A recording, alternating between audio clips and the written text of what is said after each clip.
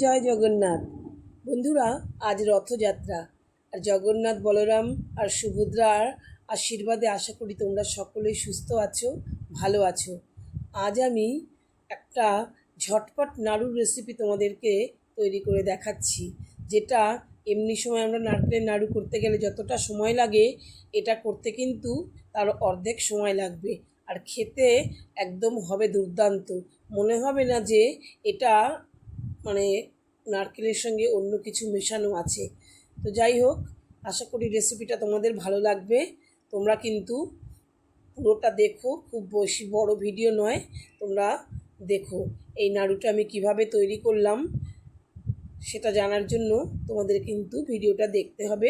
ভালো লাগলে তোমরা লাইক কমেন্ট করো, নতুন বন্ধুরা সাবস্ক্রাইব করে পাশে থেকো। এর জন্য নিয়েছি, দেখো আমি এক বাটি নারকেল কুড়িয়ে নিয়েছি, একটা নারকেল ছোটো সাইজের নারকেল কুড়িয়ে নিয়েছি, নিয়েছি একটু এলাচ, নিয়েছি এক বাটি গুড়, সবই আমি বাটি মেপে নিয়েছি এক বাটি করে ভরে ভরে। আর নিয়েছি এক বাটি চালের গুঁড়ো, এটা এমনি বাজারের কেনা চালের গুঁড়ো। আর তার সঙ্গে নিয়েছি ঘি। আমি এখানে চালের গুঁড়ো দিয়ে আর নারকেল দিয়ে নারকেলের নাড়ুটা তৈরি করছি, যাতে আমার খুব অল্প সময়ে তৈরি হয়ে যাবে এবং খেতে হবে দুর্দান্ত। খেয়ে মনে হবে না যেন যে আমি এর মধ্যে চালের গুঁড়ো মিশিয়েছি। এখানে আমি সামান্য কড়াইতে জল দিয়ে নিলাম, তার মধ্যে গুড়টা দিয়ে দিলাম। গুড়টাকে একটু গলার জন্য অপেক্ষা করব। গুড়টা একটু গলে গেলেই আমি এখানে নারকেলটাকে দিয়ে দেব। নারকেলটা দিয়ে গুড়ের সঙ্গে খুব ভালো করে একটু পাকিয়ে নেব। খুব বেশি সময় বন্ধুরা পাকাবার প্রয়োজন হবে না।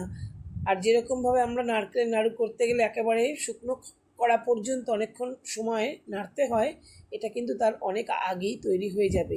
তোমরা দেখতে থাকো।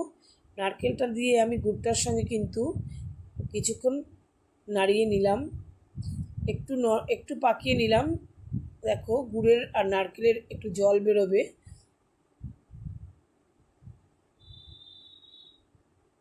কিছুক্ষণ নাড়াচাড়ার পরে দেখো একটু জল জল জল হয়ে এসছে।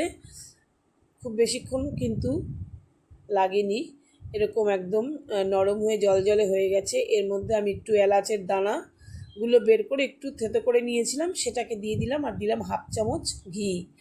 এবার খুব ভালো করে এটাকে মিশিয়ে নেব। মিশিয়ে নেওয়ার পরেই খুব বেশি সময় আর নাড়তে হবে না। এখানেই আমি কিন্তু যে এক বাটি চালের গুঁড়ো নিয়েছিলাম সেটা মিশিয়ে দেব। তাহলে বুঝতে পারছো বন্ধুরা, আমার কিন্তু আরও কতটা, যদি শুধু নারকেলের নাড়ু করতাম আরও পুরোটা আমাকে একদম শুকিয়ে নিতে হতো। সেখানে আমি চালের গুঁড়োটা দেওয়াতেই এক্ষুনি টেনে যাবে, এক্ষুনি টেনেও যাবে। আর কিন্তু মোটামুটি পাকটাও এসে যাবে।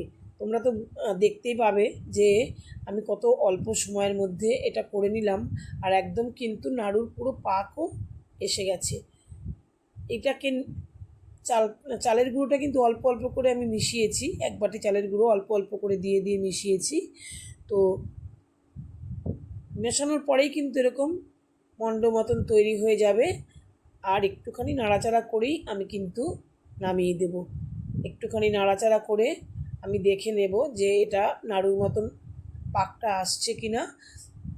যদি দেখি যে নাড়ুর মতন পাক এসে গেছে, তাহলে কিন্তু তখনই আমি অফ করে দেবো গ্যাসের আঁচটা। তোমরা দেখতে থাকো। এক্ষুনি আমাকে নামিয়ে নিতে হবে, আর বেশিক্ষণ লাগবে না করতে। একদম পুরো মণ্ডটা তৈরি হয়ে গেছে। এবার আমি একটুখানি দেখে নেব যে পাকটা এসেছে কি না। খুন্তি থেকে একটুখানি নিয়ে আমি দেখো পাকিয়ে নিয়ে দেখে নিচ্ছি। দেখো একদম পুরো নাড়ুর কিন্তু পাক এসে গেছে, আর কিন্তু আমাকে পাকাতে হবে না। এবার আমি নামিয়ে নেব। থালার মধ্যে নামিয়ে নিয়ে গরম গরমই আমি এটাকে পাকিয়ে নেব। কারণ খুব বেশি ঠান্ডা করবার দরকার নেই, কারণ ঠান্ডা করলে আবার চালের গুঁড়ো দেওয়া আছে, যদি আবার শক্ত হয়ে যেতেও পারে। তাই আমি গরম গরমই এটাকে নাড়ু পাকিয়ে নিলাম। হাতে একটু ঘি মাখিয়ে নিয়ে তারপরে ঝটপট করে আমি একটা একটা করে নাড়ুর আকারে তৈরি করে নিলাম। এটা অল্প নারকেল থাকলেও তোমরা চালের গুঁড়ো দেওয়ার জন্য আর পরিমাপটা কিন্তু এক রাখতে হবে। তাহলে তোমার খেয়ে মনে হবে না যে এটা তুমি চালের গুঁড়োর কিছু একটা খাচ্ছ, মনে হবে নারকেল দিয়েই নাড়ু খাচ্ছ। আর পরিমাণে তুমি একটু বেশি করতে পারবে। যদি নারকেল কম থাকে সেক্ষেত্রে অনেকটাই পরিমাণে একটু বেশি হবে, আর খেয়েও কিন্তু প্রত্যেকেই খুশি হয়ে যাবে। ঠাকুরও খুশি হবে, প্রতিটা মানুষও এই তোমার এই নাড়ু খেয়ে খুশি হয়ে যাবে। তাহলে বন্ধুরা, আজ এই পর্যন্তই। সকলে সুস্থ থেকো, ভালো থেকো। দেখা হবে তোমাদের সঙ্গে আবার পরবর্তী ভিডিওতে। সকলকে আমার এই পুরো রেসিপি দেখার জন্য তোমাদের অনেক অনেক ধন্যবাদ জানাই। সকলে ভালো থেকো, সুস্থ থেকো।